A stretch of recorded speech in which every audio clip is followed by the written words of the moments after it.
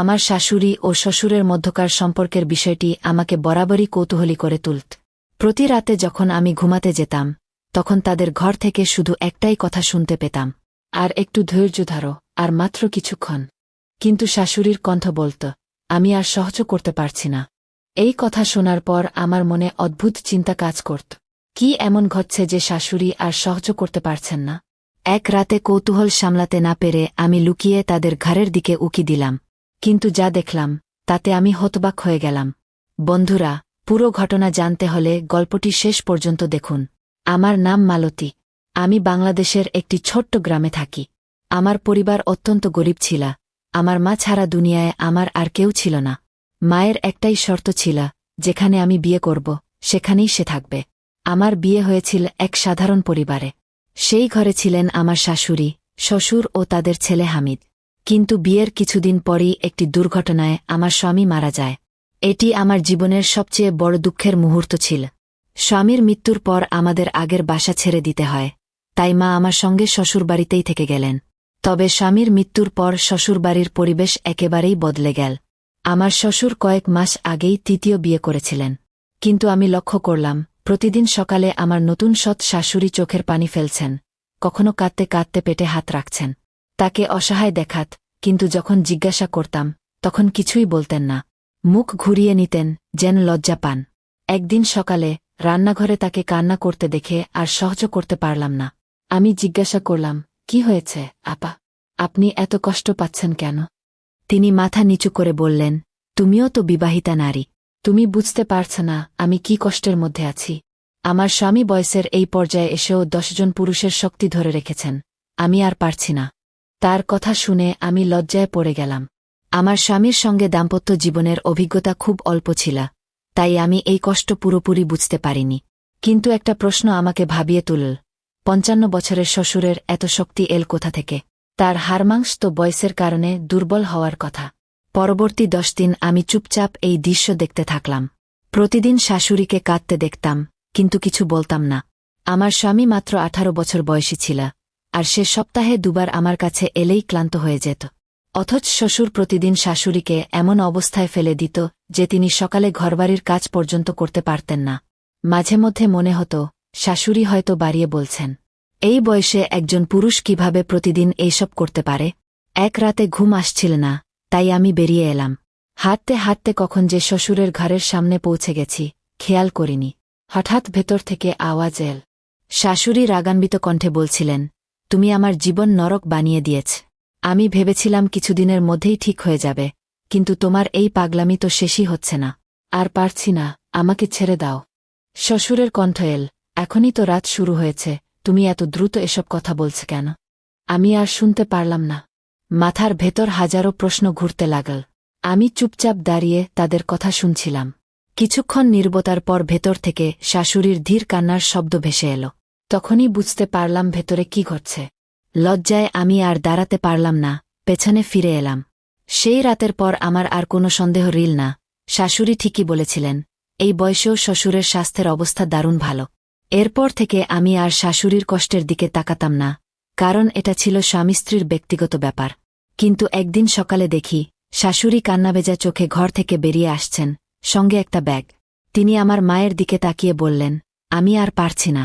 এই লোক আমার জীবনটা শেষ করে দিয়েছে। আমি আর এক মুহূর্ত এখানে থাকব না। আমার মা তাকে থামানোর চেষ্টা করলেন, আমিও বোঝানোর চেষ্টা করলাম, কিন্তু তিনি সিদ্ধান্ত নিয়ে ফেলেছিলেন। কোনো কিছু শোনার প্রয়োজনও বোধ করলেন না, ব্যাগ হাতে বাড়ি ছেড়ে বেরিয়ে গেলেন। আমি একবার মায়ের দিকে তাকালাম, তিনি মাথায় হাত দিয়ে বসে আছেন। আমি দ্রুত এক গ্লাস পানি নিয়ে তার সামনে ধরতেই মা বললেন, তোমার শ্বশুর কোনো স্ত্রীকে ঘরে টিকতে দেয় না। 55 বছর বয়সেও সে কি এমন করে যে সবাই তাকে ছেড়ে চলে যায়? এবারও একই কাণ্ড ঘটল। কিছুদিনের মধ্যেই সে আবার বিয়ের জন্য পাগল হয়ে উঠবে। মায়ের কথা শুনে আমার হেসে ফেলার উপক্রম হল, কারণ আমার শ্বশুর একজন স্ত্রী ছাড়া একদিনও চলতে পারেন না। কোনো স্ত্রী তার সঙ্গে বেশিদিন থাকতে পারেনি। অথচ এই শাশুড়ি তো বেশ ভালো মানুষ ছিলেন। সংসারের সব কাজ সামলাতেন, শ্বশুরেরও খুব যত্ন নিতেন। কিন্তু বন্ধ দরজার পেছনে কি হচ্ছিল তা কেউ জানত না। এত বয়সেও কোথা থেকে এত শক্তি পেতেন, সেটাই ছিল সবচেয়ে অবাক করা বিষয়। এই মেয়েটিও অনেক কষ্টে পাওয়া গিয়েছিল। গরিব ঘরের মেয়ে হওয়ায় তার পরিবার তাকে এক প্রকার বাধ্য হয়ে ৫৫ বছরের এক বৃদ্ধের হাতে তুলে দিয়েছিল। আমার যখন বিয়ে হয় তখন প্রথম শাশুড়ি জীবিত ছিলেন, তখন সবকিছুই স্বাভাবিক ছিল। কিন্তু তার মৃত্যুর পর থেকেই শ্বশুরের নতুন বিয়ের পালা শুরু হল। প্রথম স্ত্রী কিভাবে তার সাথে মানিয়ে নিয়েছিলেন জানি না, তবে এরপরের কারো পক্ষেই বেশিদিন টিকে থাকা সম্ভব হয়নি। আমি মাকে সান্ত্বনা দিতে বললাম, আপনি চিন্তা করবেন না, সব ঠিক হয়ে যাবে।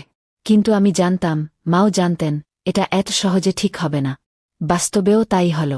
2 দিনও কাটল না, শ্বশুর বাড়ির সব লোককে ডেকে চিৎকার করে বললেন, সাইমা চলে গেছে তো কি হয়েছে, আমার জন্য নতুন বউ খুঁজে আনো, আমি একা থাকতে পারব না। মার আগে মাথায় হাত দিয়ে বললেন, তোমার স্বভাব যদি না পাল্টায় তাহলে আমি আর তোমার জন্য বিয়ের ব্যবস্থা করব না। তাছাড়া এখনও সাইমা তোমার স্ত্রী, তাকে বোঝাও, ফিরে আসতে বলো। শ্বশুর তখন হাত জোর করে বলতে লাগলেন, ও খুব নখরা করত, হাত দিলেই ভান করত যেন কি হয়ে গেছে। এবার এমন কাউকে চাই যে একটু স্থির হবে, যে আমার সাথে মানিয়ে চলতে পারবে। এবার মাঝবয়সী স্বাস্থ্যবান একটা বউ খুঁজে দাও। শ্বশুরের কথা শুনে আমি অবাক হয়ে গেলাম। মা কোনো কথা না বলে চুপচাপ ঘরে চলে গেলেন। আমি লজ্জায় মাথা নিচু করে নিলাম। শ্বশুর যেন 18-19 বছরের কোনো ছেলের মতো আবদার করে যাচ্ছেন, অথচ তার বয়স 55, মাথার সব চুল ধবধবে সাদা। মা আর কথা না বাড়িয়ে তার কথা এড়িয়ে গেলেন। কিন্তু শ্বশুরও নাছোড়বান্দা, তিনি না খাওয়া না কথা বলা শুরু করলেন। শুধু একটাই দাবি, বিয়ে করতে হবে। নিজেকে একেবারে ঘরের মধ্যে আবদ্ধ করে ফেললেন। রাগে মা বলে উঠলেন, এই বৃদ্ধ বয়সেও একাকিত্ব কাটে না, কত মানুষ তো স্ত্রী হারিয়ে একা জীবন কাটিয়ে দেয়, কিন্তু এ লোক তো এক মুহূর্তও স্ত্রী ছাড়া থাকতে পারে না, তাও আবার নিজের পছন্দমতো। এত বয়সে কে তাকে লোভ দেখাবে? কোথা থেকে আমি এমন কাউকে খুঁজে দেব? এখন তো গরিব মেয়েরাও তার নাম শুনলেই ভয় পায়। তার কুকীর্তি চারদিকে ছড়িয়ে পড়েছে। মায়ের কথা শুনে আমি চিন্তায় পড়ে গেলাম। তারপর বললাম, আমার এক বান্ধবী আছে, সাকিনা, ডিভোর্সি, এখন বাবার বাড়িতে আছে। যদি চান তার জন্য প্রস্তাব দিতে পারি। বয়স মাঝারি, স্বাস্থ্যও বেশ ভালো। মা আমার দিকে তাকিয়ে বললেন, তুমি যদি ঠিক মনে করো তাহলে কথা বলে দেখতে পারো, তবে আমি নিশ্চিত তোমার শ্বশুর তাকেও বেশিদিন রাখতে পারবে না। মায়ের কথা শুনে আমার হাসি চেপে রাখতে কষ্ট হচ্ছিল, কারণ আমার সেই বান্ধবী খুব চালাকচতুর, এতটাই তেজি যে তার আগের স্বামীও টিকতে পারেনি। আমি মনে মনে ভাবলাম, যদি তার সাথে শ্বশুরের বিয়ে হয় তাহলে এবার হয়তো উল্টো শ্বশুরকেই সামলাতে হবে। এই ভাবনা থেকেই আমি বান্ধবীর মায়ের সঙ্গে কথা বলার সিদ্ধান্ত নিলাম। তিনি নিজেও মেয়ের কর্মকাণ্ডে বিরক্ত ছিলেন, তাই বিনা দ্বিধায় রাজি হয়ে গেলেন। যদিও আমার বান্ধবী আর শ্বশুরের বয়সের পার্থক্য ছিল অনেক, তবে আমাদের শ্বশুরবাড়ির অবস্থা খুব একটা ভালো ছিল না। তাই কিছুদিন পর আমার পরামর্শে একেবারে সাধারণভাবে আমার বান্ধবীর বিয়ে আমার শ্বশুরের সঙ্গে দেওয়া হল। সে আমাদের বাড়িতেই চলে এলো, কিন্তু কয়েকদিনের মধ্যেই সে আগের শাশুড়ির মতো একই কথা বলতে শুরু করল। বলল, সে শ্বশুরের সঙ্গে আর থাকতে পারছে না এবং ফিরে যেতে চায়। আমি বিস্মিত হয়ে তাকে জিজ্ঞাসা করলাম, তুমি শ্বশুরের সঙ্গে থাকতে পারছ না কেন? সে আমার দিকে তাকিয়ে বলল, তুমি তো সব জানোই। আমি অবাক হয়ে বললাম, আমি কিছুই জানি না। তখন সে ধীরে ধীরে আমার কাছে এসে ফিসফিস করে বলল, তুমি জানো, সে বিশেষ এক ধরনের ওষুধ ব্যবহার করে। এ কথা বলে সে তার ঘরে চলে গেল, কিন্তু আমি একদম হতবাক হয়ে গেলাম। ধীরে ধীরে বুঝতে পারলাম, শ্বশুর হয়তো এমন কিছু খান যার কারণে তার এত শক্তি। আমি মাথায় হাত দিয়ে বসে পড়লাম। এ কথা আমার কল্পনারও বাইরে ছিল। আমি মাকে ইশারায় বুঝিয়ে বললাম, একবার খোঁজ নিয়ে দেখো তো, শ্বশুর আসলে কি খায়। এমন না হয় এই ওষুধের কারণে নতুন বুটাও পালিয়ে যায়। মা একটু হেসে বলল, আমরা এই ব্যাপার থেকে দূরে থাকলেই ভালো। আমি তো বিধবা হয়ে এখানে বসে আছি, আমাদের খরচ তো শ্বশুরই চালায়। আমি কিভাবে এসব ব্যাপারে কথা বলি? মার কথা শুনে আমি চুপ করে গেলাম। আমাদের জীবিকা পুরোপুরি শ্বশুরের ওপর নির্ভরশীল ছিল। তাই মা ঠিক করলেন, শ্বশুরকে নিয়ন্ত্রণে রাখার জন্য বারবার তার বিয়ে দেওয়া হবে। কিন্তু কোনো মেয়েই বেশি দিন টিকতে পারত না। যারা আসত তারা কিছুদিন পর চুপচাপ চলে যেত। আমার এক বান্ধবীও মাত্র 1 মাস টিকতে পারল। তারপর একদিন সে চুপচাপ নিজের জিনিসপত্র গুছিয়ে তালাক নিয়ে চলে গেল। শ্বশুর খুব কষ্ট পেলেন এবং কান্না করতে করতে বললেন, আমার কপালে বুঝি স্ত্রীসুখ নেই, আমি একা থাকতে পারব না। শ্বশুর একদম বদলে গেলেন। রাতে ঘরের ভেতর পায়চারি করতেন, সারাদিন অস্থির লাগত। মা ভালোই বুঝতে পারলেন তিনি একাকিত্ব সহ্য করতে পারছেন না। তখন মা আবার শ্বশুরের জন্য বিয়ের সম্বন্ধ খোঁজা শুরু করলেন। একসময় এক সম্পর্কের দিদিমাকে বলল, তোমার বিধবা মেয়েকেই শ্বশুরের সঙ্গে বিয়ে দিয়ে দাও। বাড়ির ব্যাপার বাড়িতেই থাকবে, আর মেয়েটাও সংসারী হবে। এ কথা শুনে মা রেগে গিয়ে বললেন, তুমি কি বলছ? আমার মেয়ে মাত্র 18 বছরের, আর শ্বশুরের বয়স তো 55 বছর। দিদি একটু হেসে বলল, তুমি তো এতদিন নানা বয়সের মেয়েদের এনে বিয়ে দিয়েছ, এবার নিজের মেয়েকে দিতে সমস্যা কোথায়? মা হতবাক হয়ে গেলেন। দিদি চলে যাওয়ার পর তিনি ভাবনায় পড়ে গেলেন। যখন আমি এ কথা জানতে পারলাম, তখন প্রচণ্ড রেগে গেলাম।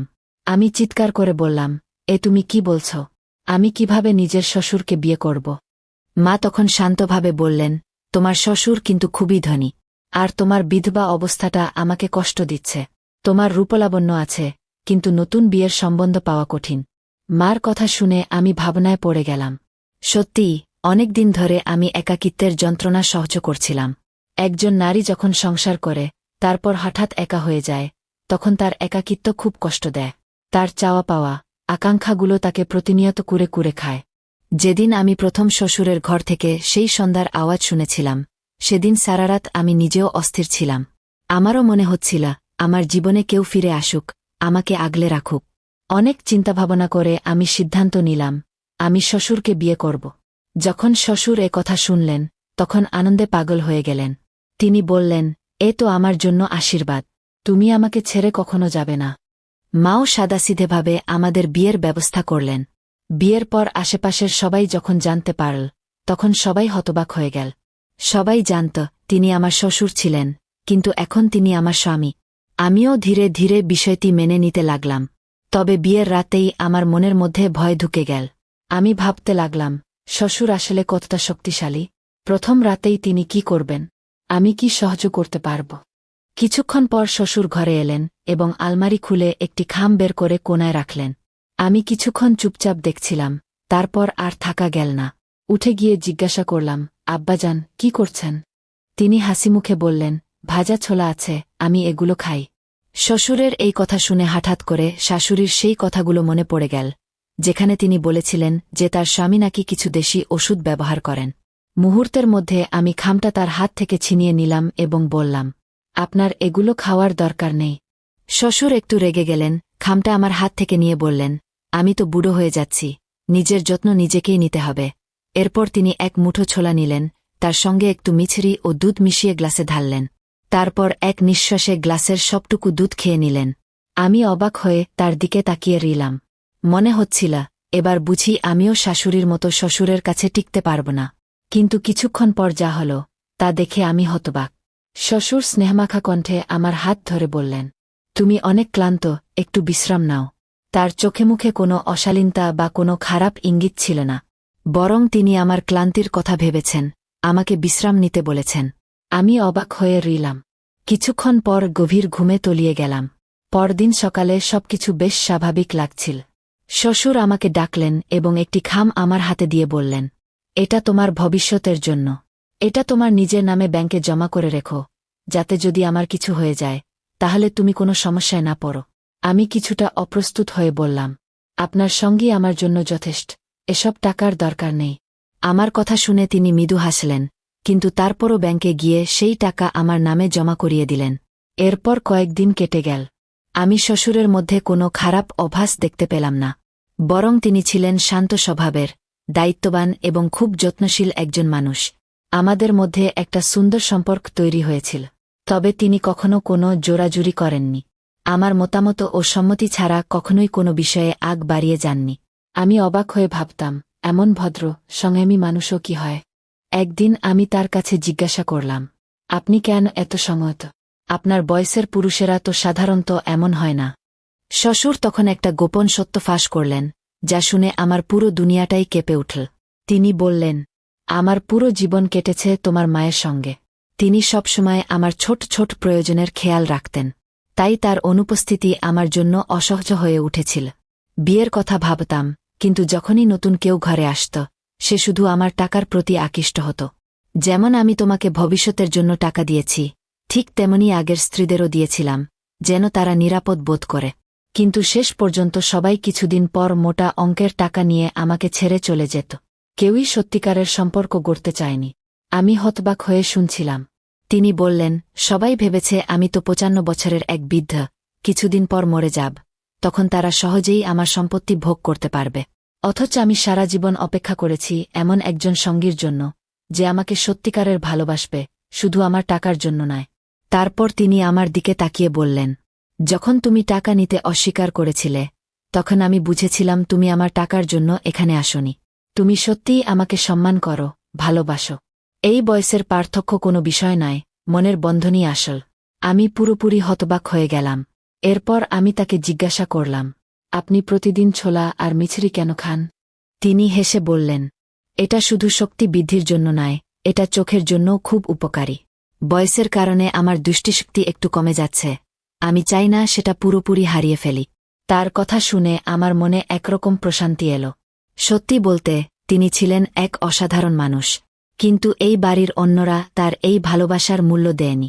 এখন আমি বুঝতে পারছিলাম, আগের স্ত্রীরা শুধু তার টাকা লুট করে পালিয়ে গিয়েছে। আর আমার মা, তিনিও এই বাড়িতে রয়ে গিয়েছেন শুধুমাত্র টাকার জন্য। যদি শ্বশুরের কাছে টাকা না থাকত, তাহলে কি মা এই বাড়িতে থাকতেন? আমি স্পষ্ট বুঝতে পারলাম, এই দুনিয়ায় টাকা ছাড়া কিছুই মূল্যবান নয়। মানুষ টাকার পেছনে দৌড়ায়, কিন্তু সম্পর্কের কোনো মূল্য দেয় না। কিন্তু আমি এই মানুষটার ভালোবাসার মূল্য বুঝতে পারছিলাম। আজ আমি আমার 55 বছর বয়সী স্বামীর সঙ্গে সুখী জীবন যাপন করছি। ভালোবাসার জন্য বয়স কোনো বাধা নয়, যদি হৃদয় সত্যিকারের হয়। এই যুগে একজন ভালো জীবনসঙ্গী পাওয়া ভাগ্যের ব্যাপার। এবং সত্যিটা হল, আমাদের সমাজে টাকা ছাড়া সম্পর্ক মূল্যহীন হয়ে যায়। কিন্তু প্রকৃত ভালোবাসা ও যত্ন থাকলে জীবন সুন্দর হয়। আপনারা কি মনে করেন? মন্তব্যে জানাবেন। ভিডিওটি লাইক করতে ভুলবেন না, আর আমাদের চ্যানেল সাবস্ক্রাইব করুন।